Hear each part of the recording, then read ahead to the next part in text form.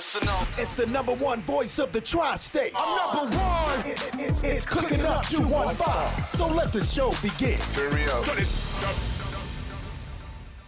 You already know who it is. It's your boy Smooth, and it's Cooking Up 215, where we get you up close and personal with your favorite artists, entrepreneurs, shakers, and move makers. And we got a real artist in the house today. We got my man Jay Ortiz, Mr. Art from the Heart himself. You now watching Cooking Up 215, but I don't got to tell you that because you're watching it, right?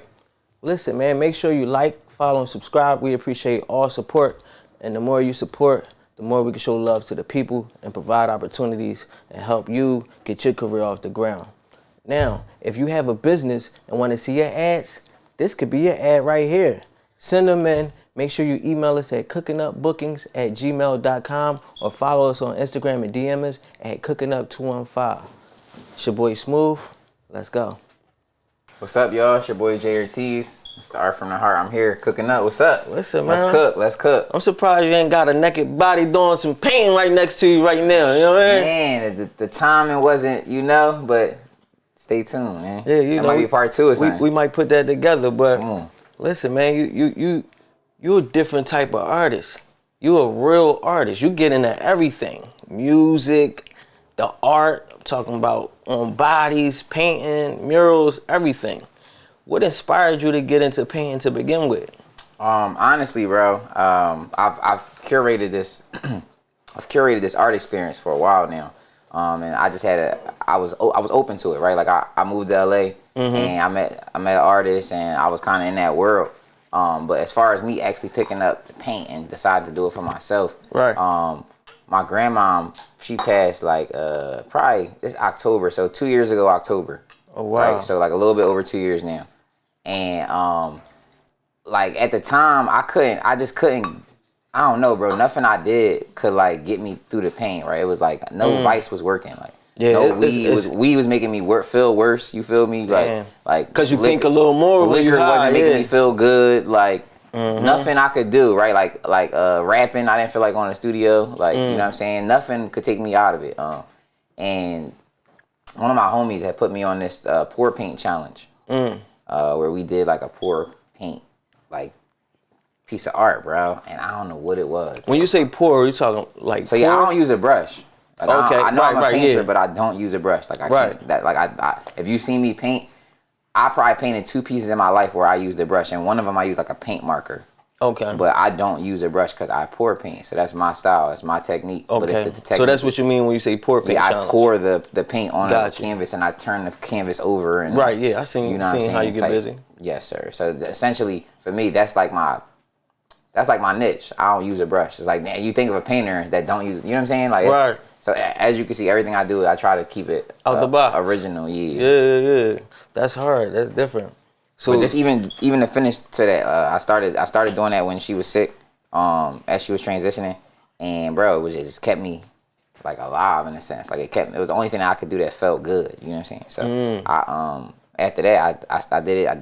I spent so much money on art, I didn't even realize it cost that much, right? Like I was buying like canvas at the canvas. I just kept buying shit. Yeah. And people was like, "Yo, bro, you selling them?" Because they see art from the heart, so they automatically think that I paint or I do this, and it's like I at the time I really didn't. You wasn't even doing that. No, bro, I was selling other people art. Yeah. You know what I'm saying? But they like, "Yo, bro, you not selling that?" And honestly, I was like, "No, like I don't, like you know what I'm saying? Like I wasn't just doing it for you. I wasn't thinking to do that." By like the 7th one though, because I kept doing the same style of paint. By like the 7th one, I did a heart, bro, like by accident, and I was like, "This is it, nigga. Like this is it. This is it." Like I was like, "This is it." When I seen that, I did it again, and did it again until I figured out how to do it every time the same way, essentially, but not the same. Right. So now when you see me, like it took a year of doing. I probably did over 300 of the same thing, back to back, every day. Damn. Right. And now I got a style where I could perform it. I get paid to perform it. I could do that shit in 30 minutes, and get a bag, and you know what I'm saying. And you could charge more if they keeping the painting. You know what I'm saying? Because if they keeping it, it's like charging them for buying a painting. Right. And then you got your performance fee. Yeah, you got this piece of art now. Yeah, most artists don't even think to perform, but it's like I started off as a performer, so I couldn't think nothing but perform. Yeah, I couldn't just paint and you see I was in the crib, I was painting, but it couldn't stay that way. It had to evolve into incorporating in my show. Right. And just, just trying to be a all around soul. Like, I don't want to be boxed in. I feel like as an artist, they always tell you, do one thing or do this. And I'm just like, man, I could be successful doing everything. And you could do everything well. Like, you could do everything. Like, people be like, no, you can only be good at one thing, and okay at other things. That's not true, bro. Right. You know what I'm saying? Like, if people take 4 years to go to university to study something that they don't even you don't even start taking a major class so you damn near a senior.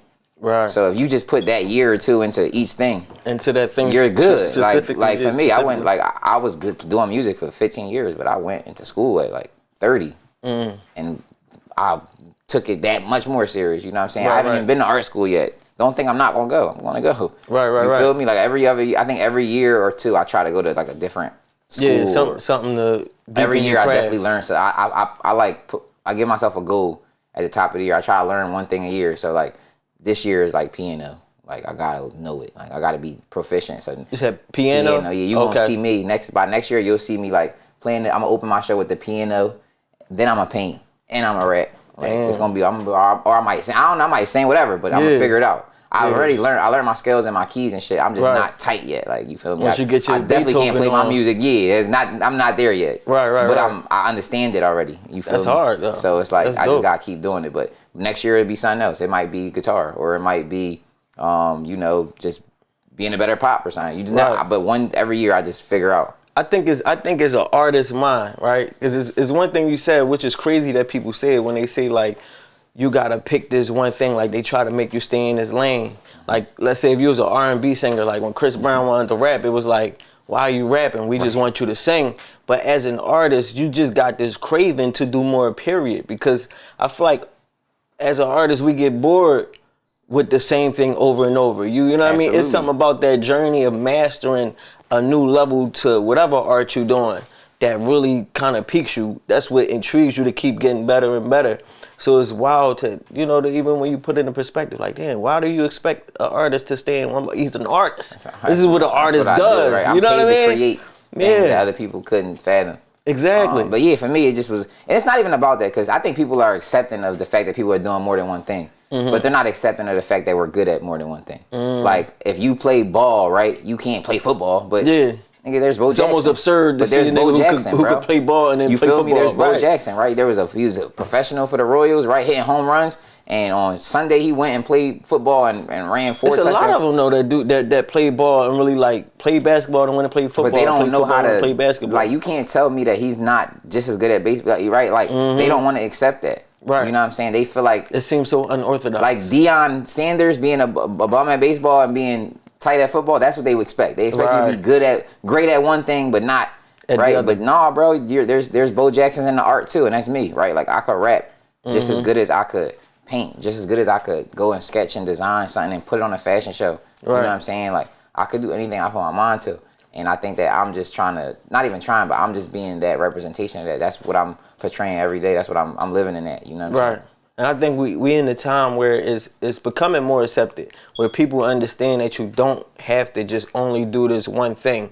You know what I mean? Where you can delve into whatever space you want to delve into. Like, you can be a professional and be an artist. You can live in both worlds. Exactly. So now it's like, it's part of life now that people expect you to have multiple things going on almost. You know what I mean? But that's the weird part. They expecting you, but they don't expect you to be great. To be great. That's crazy. Yeah. I feel like artists, though, when it's a natural competitive thing. Like, it's in your head where you're competing with yourself. Where like, you gotta be great. We got the chef here. I feel like if I'm cooking, I'm trying to be with her. You feel me? I'm not trying to just make a meal that she like. I'm not going to make it like. You feel me? I'm going to do this joint being all serious. the way up. I'm trying to have her like, damn, I got you. That's the way I think. I'm going to be competition in whatever realm I step in. And it ain't negativity or animosity. It's just I want to be good. Right. You're just happen to be the opponent. If you was some other, I'm going to do the same thing. Facts. You know what I'm saying? Like I said, you're going to compete with yourself. So, absolutely. Your first love, though, was music. Was music your first? My first love was racing cars. Well, facts. See, I ain't say the racing part yet, because the racing, I guess some people would say it's an art, because I think I'm a great driver. There's an art to it. It was my first love. You was racing since 10? 9. 9? Nah, yeah, I'm 32, so. Dang. At 9, I started. And I probably only did that until I was like 18, 19. Like, I didn't rap until I got to college. I love to rap, though, right? Like, I tried to do it, but I didn't like I wasn't surrounded around people that was gonna make me feel like, and I wasn't at the point where I felt like I was. You feel me? Right. You know, when you like 15, 16, you looking for somebody to be like, yo, you hot. Or, Yeah. or, you know what I'm saying? Nobody was putting that battery in your Nobody, back. absolutely not. You feel me? So I was just like, but as a race car driver, I had been doing that and I had been seeing success. So everybody, and I was the only black kid racing cars. Like, you know what I'm saying? So it was like everybody was putting that in my back. Like, yo, bro, you gotta do it. Like, you know what I'm saying? Yeah. And I loved it. The only reason I didn't continue to do it is because I had an option, and I could have did both, but at the time I just wanted to do one thing. I could go to school and get like a degree and like, or I could race. And I wasn't really trying to give up like that like regular life, because I never been like a regular kid. You know, I was always traveling and racing, and I'm on TV doing that shit. You know what I'm saying? I'm doing Right, yeah, you was on like the NASCAR commercial in 06. I did NASCAR commercials. I would get interviewed on NASCAR Speed Channel. I did a bunch of stuff that it wouldn't be like MTV or nothing, but for that demographic of people, I was always in their face. You know what I'm saying? Right. So yeah, I just at that point, now I felt like it was a great thing for me in the beginning. It really got me to be able to see like the world, you know what I'm saying, and see that although I don't come from being rich or super wealthy, I came from like opportunity. You feel me? Like my mom showed me that like you could get it out here. You feel me? We could meet these people. We could do these things. We could have dinner with Bill Marriott at the Marriott. You know, so we could do these things. But it all came from being a part of that racing school.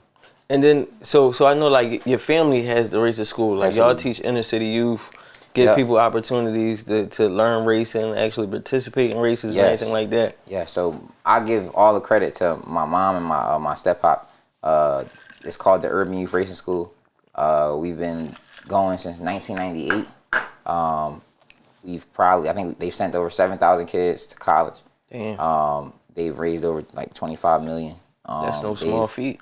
No, they doing their thing, man. But as I said before, all of these kids, bro, they're not just your average kid. They're not your friend's central or type. You know what I'm saying? These are your kid that got a ankle monitor.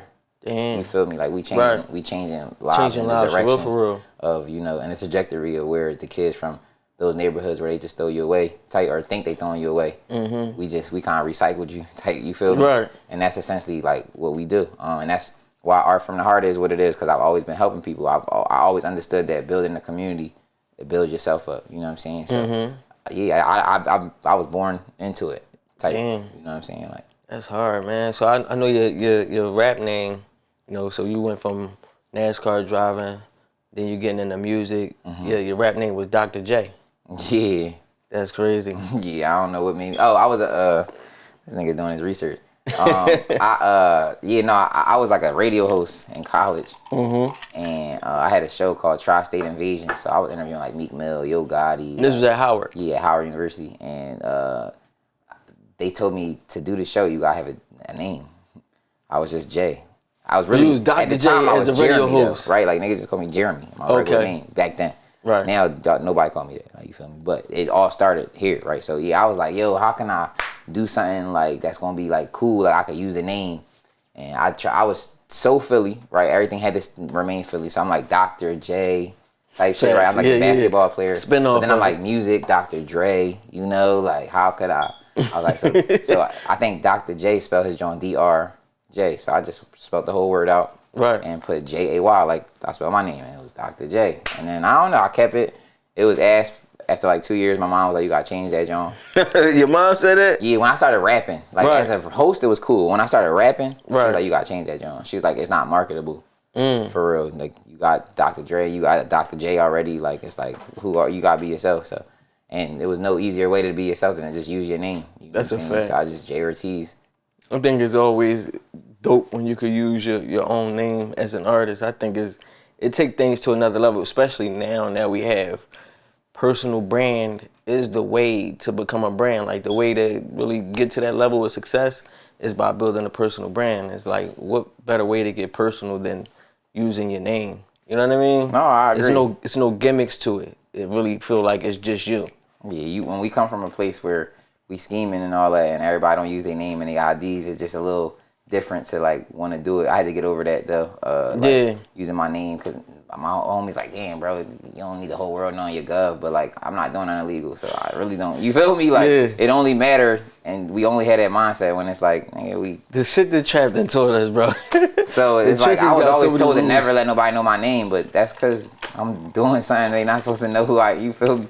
I don't even think people know why that was the thing, but it just always was a thing. Like a chick would ask you, like, what's your name? Like, I tell her some other shit. Mind you, don't even got it, and you might not even have a girl. You just lying a lie. You like just lying. My name Mike. For no reason. I used to always. My shit started with a J, so I always went opposite. I think I'll tell them a name like Zeke or some shit. Like whatever is way off.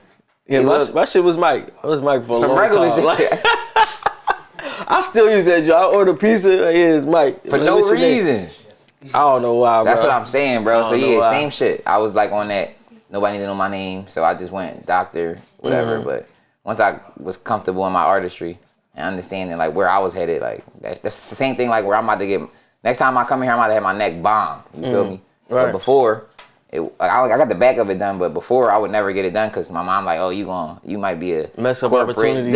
But I'm like, bro, that's dead. Like I'm here. I went way left. We off that. It's over. So now I'm doing what I want. You feel me? So how long was you hosting a radio show at Howard? I did 3 years. 3 years. I did sophomore to senior year. By senior year, I was like the.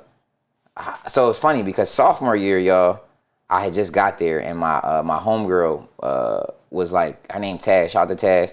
Her name Tasmanian Show. She artist as well now. But she was like the general manager of the radio station, right? And of programming. Programming is the radio shows, right? I had went to this like thing. A program director. Exactly. The programming director, exactly. She's the one in control of the shows and the hosting, right? But the general manager was from Philly. Bro, I don't know what this bitch had an issue with me for, but she just could not stand me, bro. I don't know what it was, bro. She was always weird. Like, any opportunity came up, I just couldn't get it. But since my homie got me in, I was still kind of lit. Like, I was able to do a little bit. But, bro, senior year, this one young lady became the general manager. But she loved me. So senior year, I was getting every interview. If you came to Howard campus my senior year, if you was somebody, I interviewed you. Yeah, for sure. Dope. I got pulled out of class, all that shit. Like if it was somebody homecoming, all that. Like I was getting the meet anybody, bro. I did Meek on my own though. I had no. I knew his team, so like Charlie Mack and James Lindsay. Okay. So I set that up on. A lot of them I would set up on my own, but I would use Howard's merit. Like I'm hitting you up from WHBC. I'm a Howard University radio station. If you're in the area, we love to see y'all. So, bro, anybody will come. Like, I could reach out the future and he would reach back because it's Howard. It's Howard. If he's in D.C., he's going to go to the real radio station, then he's going to go to the college radio. It's a stable, It's a stable. Simple as that. You know what I'm saying? So, I took advantage. I understood my platform. Took advantage of that shit. I learned how to send emails because that was when, it was not very brand new, but it was still fairly new. I learned what to write, like, you feel me, to get a response. Made a little template. It was over. Yeah, bro, I interviewed Marsha Ambrosia. And then, mind you, these are people, I interviewed them when I'm 19 years old. These are my friends now. Right, because I'm a whole different person. Right. You know what I'm saying? But I was still able to grew all the way up and keep those. Right. Fat Trail, bro. Anybody that came through Howard, just like I said. Did those connections that you built there, did those help build the art from the Heart brand? Like, was that part of that? I would say it definitely helped. I think all connections help your brand, right? Like, because you never know when you're gonna use it. But Howard University itself. Yeah, because one of the guys that was a DJ, I had a show at my senior year called 106 in Howard. It was a spinoff of 106 in Park. Dope. But the boy that created it his name was Jay Murph. They did it the year before me, right? Right. And Jay Murph is like he's like Jason Derulo DJ. He's like a international celebrity at this point. But back then, we was in college, right? But fast forward this shit, meeting people like him, right, and then moving to LA, he was one of the first people to give me opportunity, like. You know what I'm saying? So when I got out there, I started like promoting in the club. And that's how I met DJs and all that stuff. But meeting him at Howard, he know everybody, bro. So he just put me in the mix.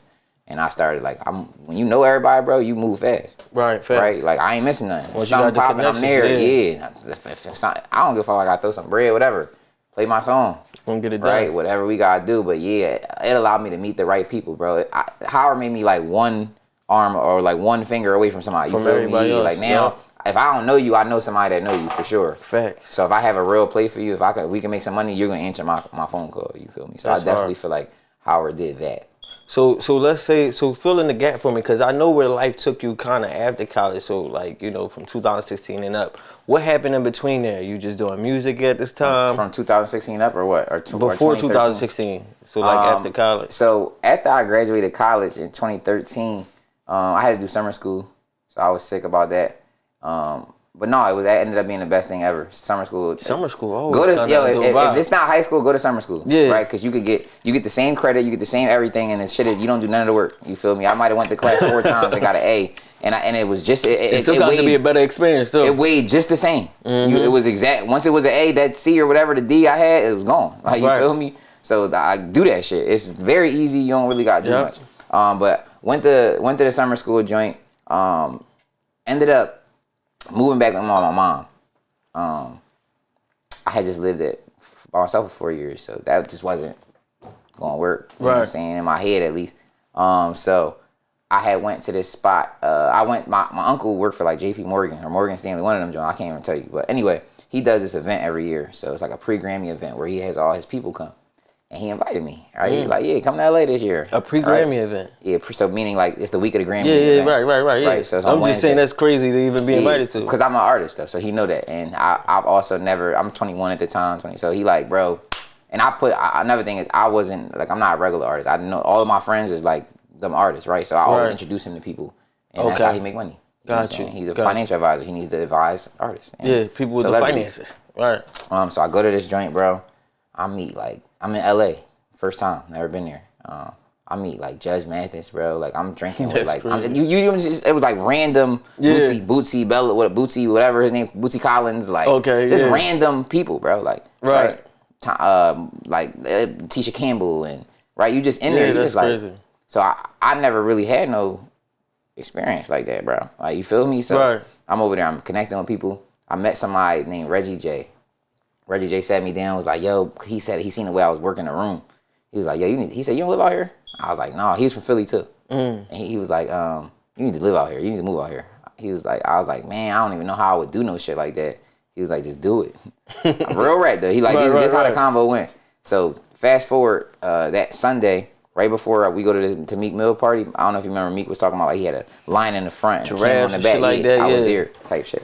But right before that, I'm on Hollywood Boulevard and I meet somebody that work at Enterprise. Rent a car, right? I don't know. He know my man that I'm with, and they talking, they busting it up, and then his man these two niggas know each other, so the two niggas on to the side, we just talking. Boy is a branch manager at Enterprise. So now you got your job. I got a job, bro. Yeah, so now you I did, bro. Like I did. I did it like it was like it took. I told him he hired me. I told him I need a month to like get my life together. You feel me? This is a big move. Yeah, I did. Came to LA. Was out LA. And that's what I started doing, Art from the Heart. I met John Bourne. We was doing like what Art from the Heart is now. We was doing little versions of that. Like we would go to like little stores. We would rent out stores in like DTLA, Melrose. We would go and I would rap. He would body paint. We would sell our clothes. And this is like 2014, 2015. Kept doing it. And 2016, I'm doing records with like Blast. Blast is pretty popping right now. I met Rock in like 2015, 2016-ish. Right, yeah, around that time. We started really working together. And then I got hit, like, I hit rock bottom. Like, I ended up having to leave LA. Yeah, things wasn't working. Things was not working, bro. I just went out there young and not focused. Like, I was out there. What do you think was your major downfall that you could say, like, looking back at it, since you've been back to LA since then, fucking with the hoes? Yo, because I had money. Yeah. And I had a spot. I bought a drop top, like, right. Oh, you was outside. You was living the LA life. Yeah. I bought it so I ain't had no will and no bread when I moved here, bro. I bought a drop on day 30. But I was working at Enterprise. I got half off. Yeah. Bought that joint, no problem. I had a nice little spot. I had to wear a suit every day, so they thought I was you grown. look like A1, yeah. And yeah, bro, I didn't even go to the studio, bro. Like my whole first year. So all the shit you were supposed to be doing, you really not doing, putting to the side, fucking with all the little shorties out there. And mind you, I got tight. Like I lost my job. That's when I kind of like, really fucked up. I got. How you lose your job? Cursing out my manager. He was like, some nigga named Joe. Where Joe at? Fuck Joe. You feel me? That nigga's a nut. But yeah, I think his name was Joe. He's a bald headed boy. You know who he is. Like you feel me? If you see this shit, you know exactly who he is. But he tried to play me in front of like customers, bro. And like I'm not like I'm a creative, so if I got a job, if I got a job, I'm not gonna be locked. Like I'm not dying for this job. Right. You This feel ain't me? my main focus. No, I'm not trying to climb the corporate ladder. You feel me? You can have it. I don't give a fuck. Like I don't, bro. Like it's not. Like, you feel me? He's Mr. Enterprise though. Like, right? So somebody say something, and he like, oh, don't talk to me like that in front. He said some big bad shit to me. I can't remember at this point, bro. I got fired for it. But anyway, he said something I didn't like, and I just told him about himself in front of the customer. And that shit fucked up your whole LA Yeah, they experience. called me. It's funny. They called me down to downtown. This is when I never got fired. I never worked at a job before. So they called me downtown to the big building. Like this is some movie shit. Yeah, they brought you to the corporate building. I meet this boy named Dan Gully. Fuck Dan Gully too. Real shit. Fuck them. Anyway, I meet Dan Gully. He's sitting in the room in the big office, bro. He got the big ass view of LA. Right. And they making me. It's either I'm getting a raise. Yeah, they making you feel special just to fire you. Or I'm about to get fired. They get real shit. Pampers you all the way upstairs. Yeah, you with this water with you. Shows you what you could have had. Mr. Gully will be with you to see the regional vice president. Yeah, be with you, bro. I go in there. Yeah, Mr. Ortiz. They said it was because I was late. Oh wow. Yeah, I know why I got fired, but that's what they boiled it down to. We've given you too many opportunities, and it just seems like you're late. Because I was coming from Woodland Hills to Koreatown. Anybody that lived in LA, they know what that is at 6:30 in the morning when you drive. That's a drive. It's an hour and a half sometimes type shit. So yeah, it took me a long time to get there, bro. There's nothing I can do about it. Like, no, that's different. What it is. I'll be there before they open. You got to be there like an hour before they open so we can set up. Sometime I win. It wouldn't be an hour, but you're gonna get there. I get there 20, 30 minutes before. Yeah. But you got some good things out of the experience. You connected with some people. This is when you created your relationship with Rock. And I met a girl that changed my life at Enterprise. And who was that? She's now the godmom of my son. Her name Jizzle. Okay. Crazy, right? I was literally at Enterprise. I'm at this point, bro. I could be transparent. I was like homeless because when I moved out there, I was moving out there thinking I'm gonna stay with a girl. Didn't work. Was homeless after like 7 days. Swear it didn't work at all. I'm in Enterprise. I'm working. I'm like living in the car, sitting in my car. And my boss, he rented me the car because I don't have no bread yet. I just moved. Feel me? And he knew my situation, so he would show up to work at like 6:30. So because at that time I wasn't living in Woodland Hills yet. Right.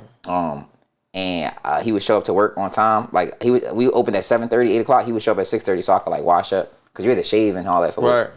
He would, yeah, bro. So I'm doing that, and one day this girl come in, real humble, calm. She's like an insurance runner. When you got an insurance runner, you got to pay them attention. Right. You got to like stay with them every step of the way, and her car took like an hour and a half, bro, to the point where she was like, she wasn't bitching, but at one point she was like, damn, where my car at, type shit. Right. So I was able to give her a free upgrade, and at the end, she had like a hat that said some type of music label on it or something. And I'm like, yeah, you do music for real? She was like, yeah. I was like, yo, I met like everybody out here since I've been here, and everybody say the same shit, and nobody really who they say they is. She's like, you met a real one, and then just pulled off like on some James Bond shit. Like, you feel me? I'm like, so like 4 days later, she hit me up, and she like, in short, she just basically said like, I see your vision. She said, I loved our conversation, and I can't even fathom because in the convo, she knew I was homeless. Like we was really talking deep. Right. So she like, I can't even think about you being like that. Like it don't make no sense. Like, but she's like, I got room for you, not free, but if you got a job, you could pay your way now. Right. I definitely got somewhere you feel. I can't see you on the street type shit. Like, damn. So yeah, bro. But she believed in you early on. Yeah, brought me in. So her name Jizzle. She like she's a real famous songwriter. Like responsible for like a lot of like, you know, like Ty Dolla $ign, Chris Brown, Tiger Records, Diddy. I know we're not supposed to talk about that nigga, but you know, Diddy Records. She did a lot of really, really good stuff. So that was what opened Travis Scott. That was kind of what opened my world when I met her. My life as far as music, it changed. My vision on it. I started to see so many different things. Like she'll take me to a writing session. Like the day I got fired, right? I'll just share the story with you.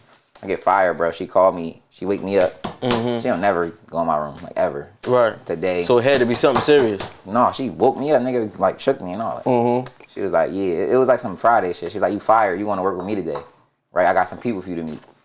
I got fired January 8th. It's January 9th. Bro, we go to, we in the hills now. We've been driving for like 30 minutes. Now my service ain't working, none of that. We get in the room, bro. It's Travis Scott, Metro Boomin, Sunny Digital, and No ID. Like, and everybody in one room. In one room, and we're writing a record for which ended up being Relaxed by Young Thug put it out, I think. But we was writing that record, and that was just that was for Birds in the Trap, St. Brian McKnight.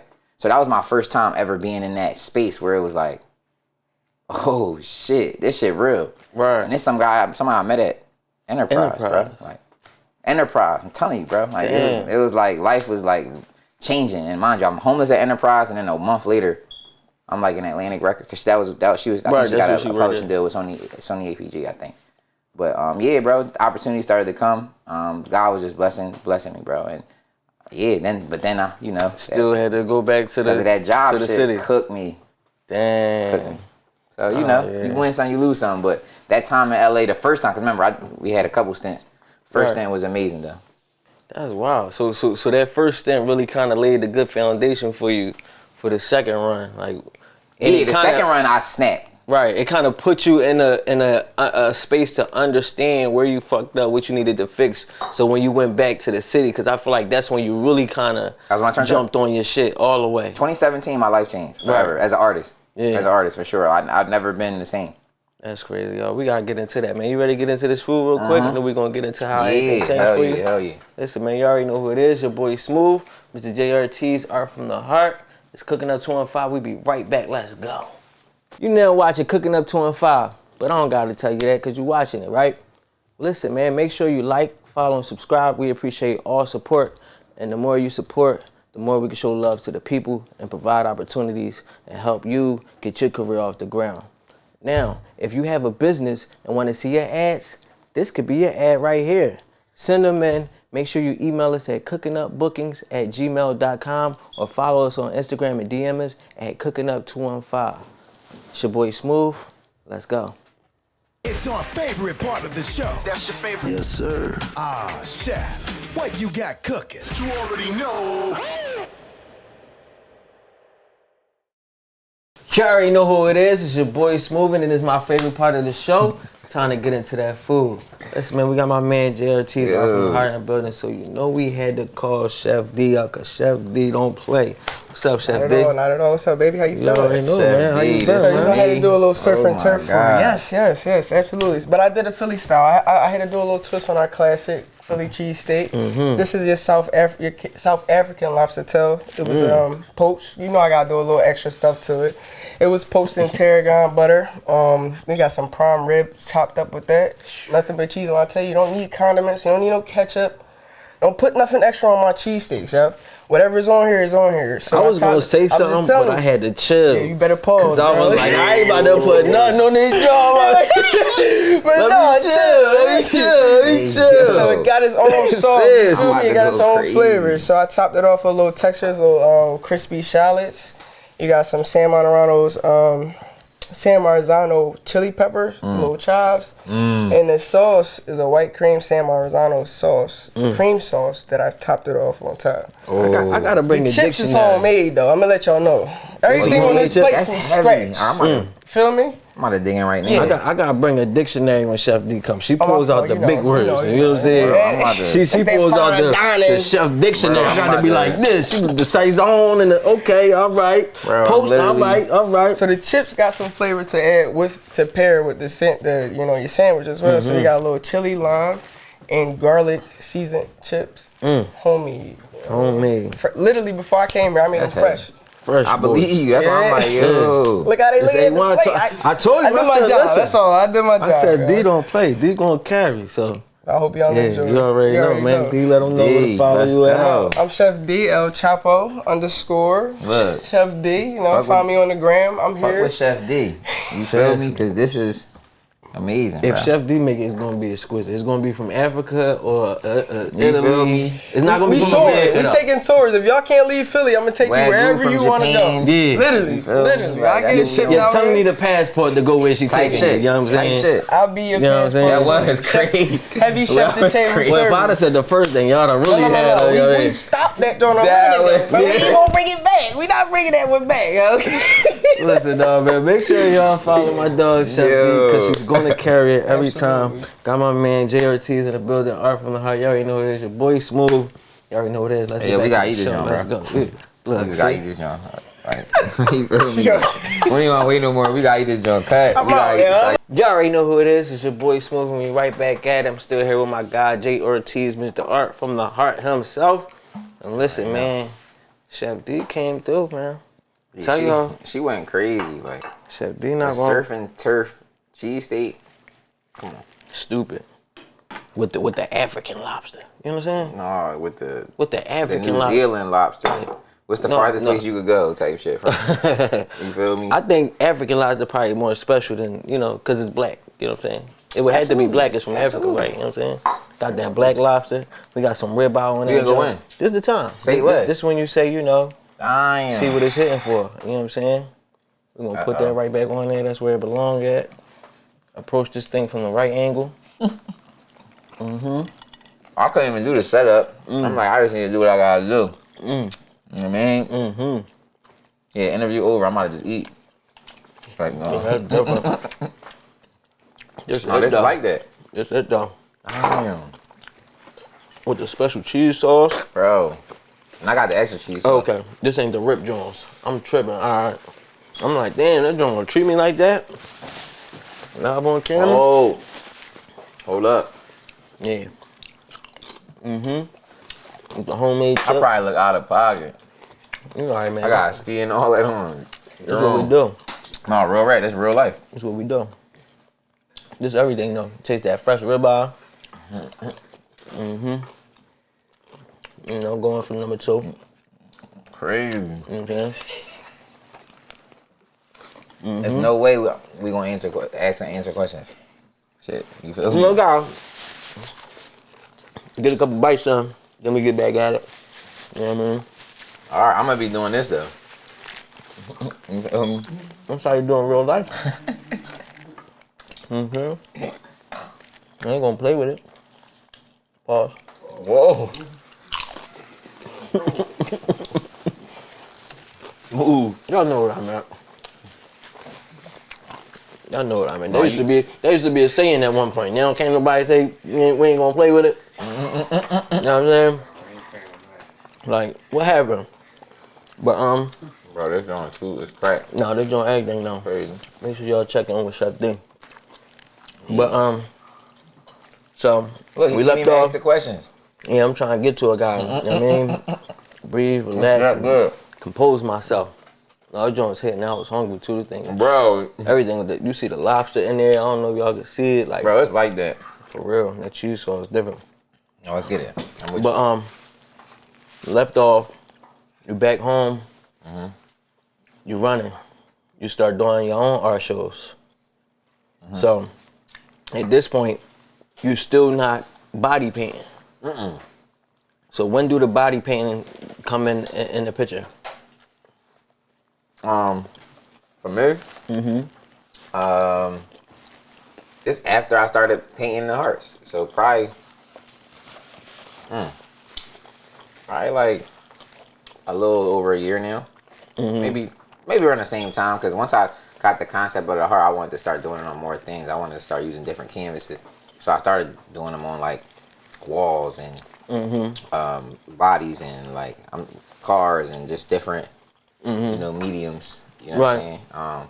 But yeah, been about 2 years now. That you've been doing the bodies. Yeah. Once you started incorporating the bodies, do you feel like it took things to another level?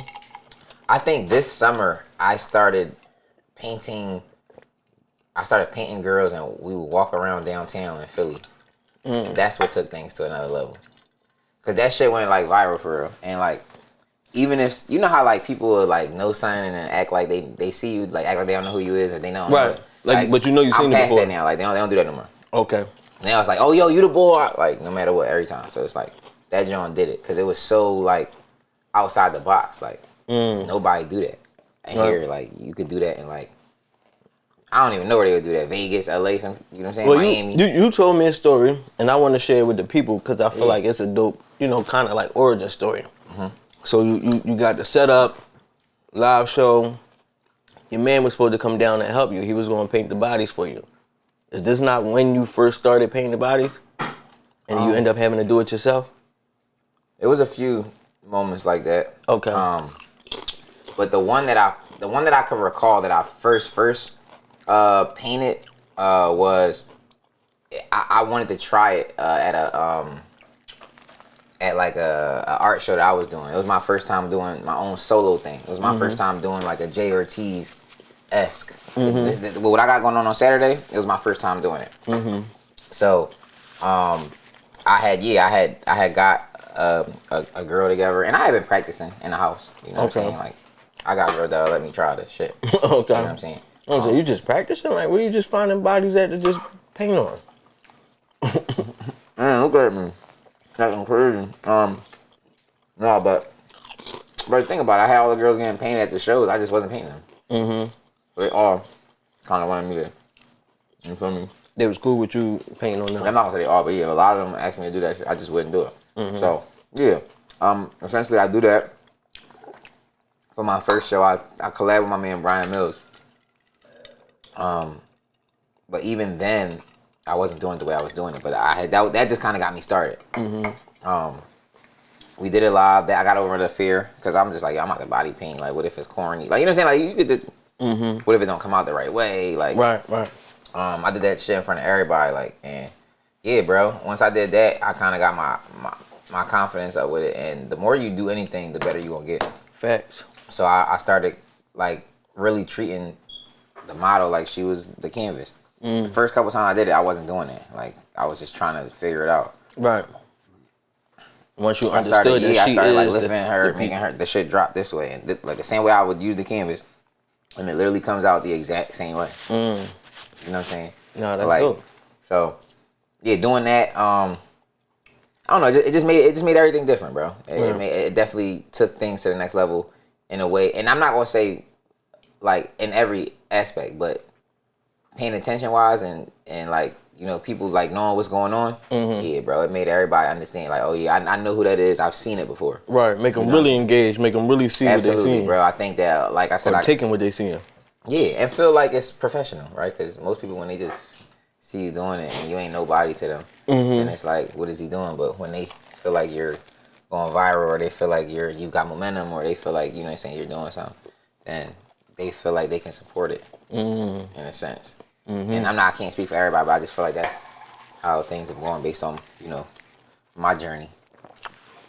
So you feel like that's when your art really got embraced? Like once people... I think my art has been embraced since I started doing it. Just because, bro, I've poured into the art community. Right? You gotta think. I was already at like the 4th anniversary before bringing I was all those painting. people together, yeah, bro. putting all this stuff. There's so many artists that I've changed their life. You know what I'm saying? If I was to just get everybody to do like a testimony or something, like, bro, artists, like, I've changed lives, bro, for real. I put people in positions to like meet this person and do this or whatever. Like, that's what I do. For real. That's what Art from the Heart is. Right.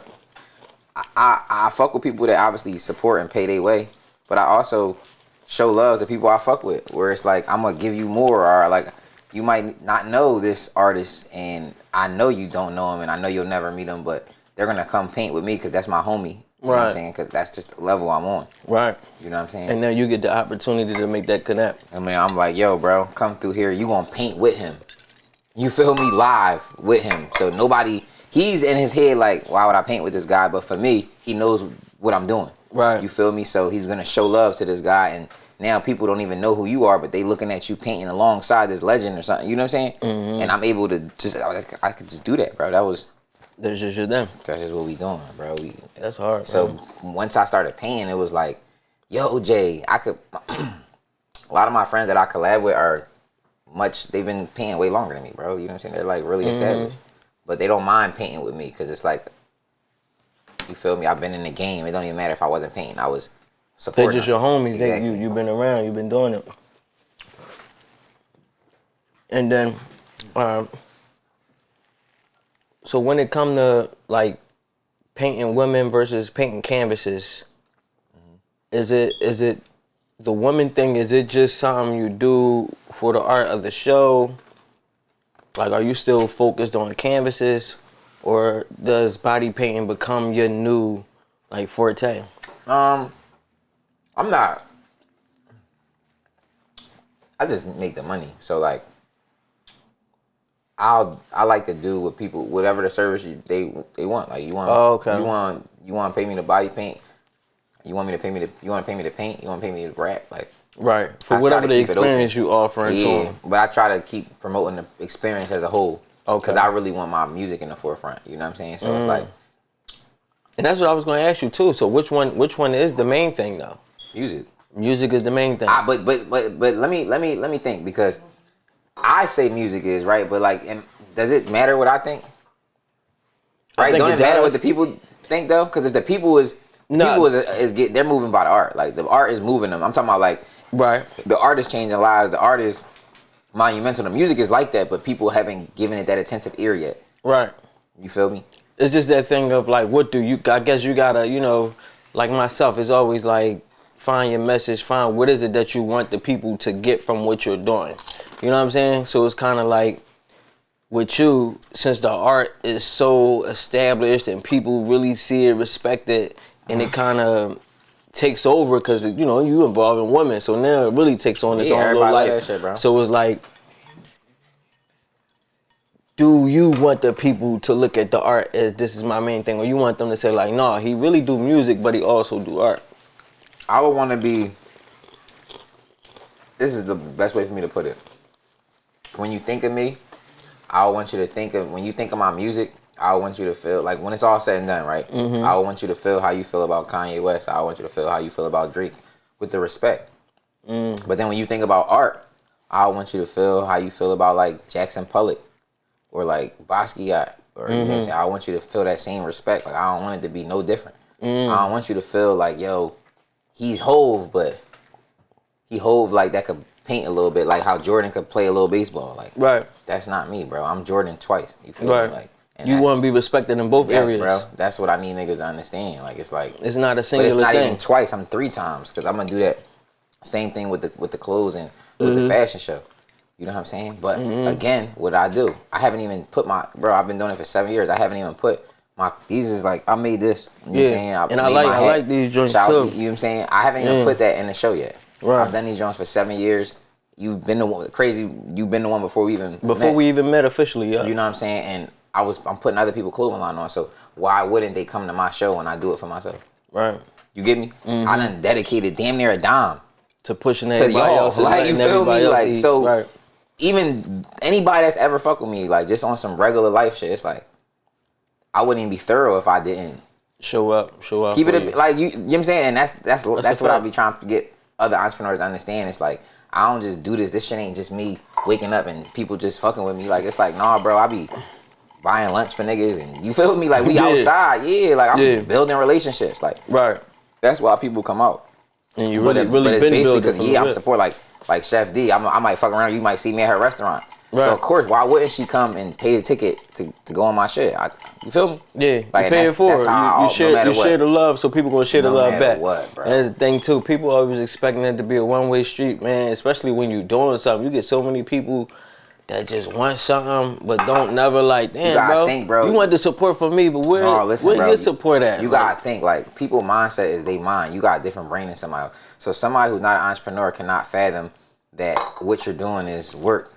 You understand? So she only think about being a clerk, right? And you're throwing events, right? So when she goes to events, she doesn't get paid to do that. So she can't understand that you're out at night getting paid to do that. So you feel me? That person, it just will never work. It don't hit like it's a job. So it don't matter. Like, now we can't trip off of what they thinking no more. You gotta just understand, like, it's motherfuckers that move like you. You feel me? And that's the people you gotta be around. Move amongst them. Yeah, bro, because it's 7-8 billion people in the world. Bro, you gonna die not meeting a bunch of them motherfuckers, you feel me? So why even care? It's just like, focus on the ones. And you know them ones, bro. It don't take long. Like, you feel me? Like, and this is like, you feel me, real right? Like, you know, you could feel the energy, the vibe when somebody is one of them ones. Right. So how do you feel as though, like, if somebody was interested in taking art serious, like, when does art go from being a hobby to your job? Like, how do you even turn art from your hobby to a career? I'm gonna be honest, man. I'm an open book, so I'm not gonna lie to the people, but I just feel like, for me, art is I'm still just figuring out how to, like, really sell the art, but the show and making it an experience for people is what I was able to really find profit and make, you know what I'm saying, and really understand how to like take care of shit. You know what I'm saying? Selling the art, it works, right? But I can't sit here and tell you I sold 800 pieces, like, Right. nigga, so 10 a year. That's like, oh my god, Right. you know what I'm saying? And so like for me to say that, and they not cheap, but still that 10 a year ain't doing it. So Right. I don't feel like I'm at the point where it's just the only thing I do, right? I don't think a lot of people are though. I feel like a lot of people I think everybody be making find it ways seem like they do this and that, but niggas be trapping. They be doing all type of shit, and then you see them and think that they, you know. So for me, again, running my own movie, not getting into what everybody was doing. I'm just, you feel me? I'm doing a bunch of shit though, but I don't feel like art is gonna, you know, until that day. I feel like they wait till you die. When I die, my shit gonna be $1 million, $2 million, and fuck it, my son gonna get it. So that's cool, Right. You know what I'm saying? But while I'm on this earth, I don't know if it's gonna be my, you know, I pray to God, I hope That every it day gets to that that it point. is, but Yeah. if it ain't, I'm still gonna make the type of money that I was supposed to make. It just might not be from selling artwork that I made, you know what I'm saying? How do you feel personally? Do you feel like, is it that people buy into the person or do they buy into the art? Because, you know, sometimes just like watching, you know, some of this shit, you'll see pieces. I saw this dude stack up red boxes of sand. I know everybody's seen this shit on Instagram. And he poked that hole in the bottom and they was like clapping and shit, like his first art installation and shit. Like, when is it but like more about the person or is it supposed to be about the art? I think people fall in love with the person. In the story, people like what they resonate with. They like feeling like they know you or they could know you. Like you could be from where they from type shit. You feel me? So for me, I look a certain way, right? So you see me, you might think I'm somebody, but then you hear me talk, whole different story, right? Then if you hear me talk in a business setting, whole different story, right? So it's like people, you might catch me in a different mode. Right. And if that resonating with the space that you in life, you know what I'm saying? When you live in your truth, then you gonna fuck It's with gonna me. connect to you. You feel me? Like, Right. And if you live in your truth, you gonna fuck with me. Like, That's all straight up. You feel me? If you live in your truth, you gonna fuck with me. Period. So that's why I feel like I just be me. I try to, but I document it. I try to put it out there. I definitely be on social media as much as I can, just promoting my brand, Right. letting people fall in love with me. With you, know you, what I'm saying? right. Yeah, and then I can say I whatever think the it's fuck I want. it's part of the process now. Like it's kind of, you have to do it. Yeah, I wake up every day and they be like, you shouldn't look at your phone. I definitely look at my phone, bro. Like I ain't gonna lie, I be doing yoga and shit. And I see you. I be on my meditating shit. So like I'll wake up, I'll do push-ups and then yoga. But then after that, bro, I'm on my phone, bro. You actually my computer. went on, speaking of yoga and shit, you know, my man Kevin Gates, you went on a tour with Kevin Gates. Like he, you got invited out by somebody and just so happened to end up getting on the Kaza tour. It was like the day. It was like the day after. I think it was the day after my girl died, or like the day some shit like that. Yeah, it was around. And I was like not gonna go. Right. Like you feel me, my man. So my man that I was working at Enterprise with, right, is he's now Kevin Gates' manager. But anyway, I know, right? But he was like a producer back then. I was a rapper. Like we always did music, but we worked at Enterprise. But anyway, he invited me out. He was like, "Yo, come to we in tour. We on tour. We in Philly today. We got a show at the Fillmore. Bring your folks, you know." And I had like a +5 or something. I go. I'm on like shrooms a little bit. I'm fried, like bro, like fighting the pain. We have a real good time though. I get to meet at the end. I get to meet my man Derek. I meet Dussa. Those are like at the time that was Kevin Gates' artist, and Derek was his manager. And they was looking at the hearts and stuff. And my man John got a really good name. He wasn't even the manager at the time actually. He was just like the sound man. That's crazy. But he got a really good name. So him telling them who I was, they was fucking with me. I showed them the body paint and the art and shit. Dussa had some song called like Loveless, Love Heartless, some shit. I don't know, bro. But anyway, that song, whatever it was called, it like insinuated hearts. He was like, "Yo, you could do this fast?" I'm like, "Yeah." He was like, "You could." He said, "We got Pittsburgh tomorrow. You want to come do Pittsburgh?" Yeah, bro. I drove 5 hours the next day.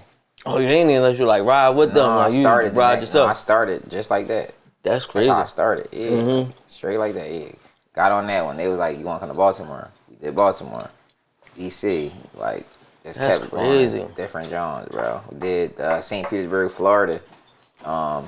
Kevin gave my painting out. The one I did in St. Pete, he gave it to he signed it and gave it to somebody. Right. So that was a good genre, right? People seeing it, I'm documenting it. You know what I'm saying? So yeah, like I said, but if I was thinking of myself as I paint sometimes, I wouldn't do that. I wouldn't go on tour as just a painter. Right. You feel me? I would if go, you didn't embrace that part of your artistry, right? No, I'm that. I could go on. You could pay me to paint. I don't gotta rap.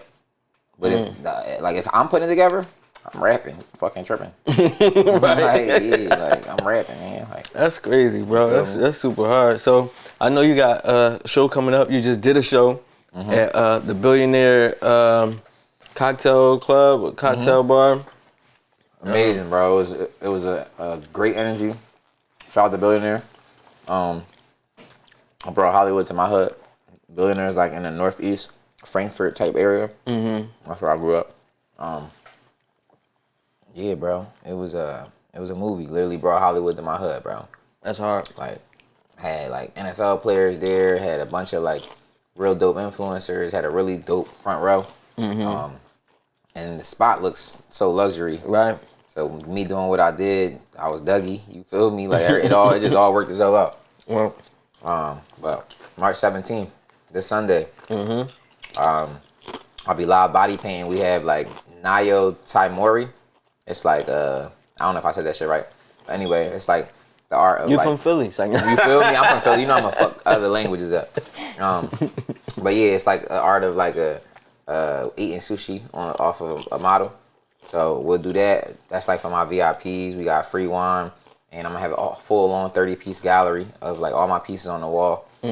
Pieces that I've started from the very beginning. Some of my first pieces ever because they're still in Philly, and then some of the pieces I've just made. I'm gonna be live body painting. I'm gonna be painting clothes. I got a collab with this brand called Zant Yams that's coming out, and he has his brand is a tag. What's the tag that you mean? Subi jeans?